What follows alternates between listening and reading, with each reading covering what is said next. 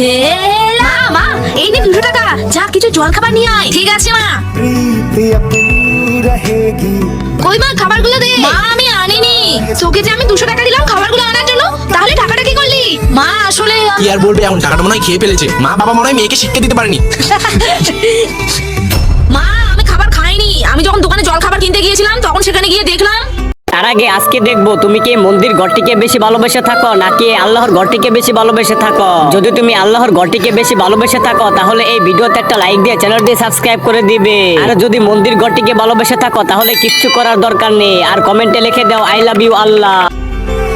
যা ভাগ এখান থেকে, টাকা নেই আর খেতে এসেছে। আরে দাদা, ওঠো ওঠো ওঠো। দাদা তুমি কি খাবে? আমি অনেকদিন ধরে কিছু খাইনি, আমি ভাত খাবো।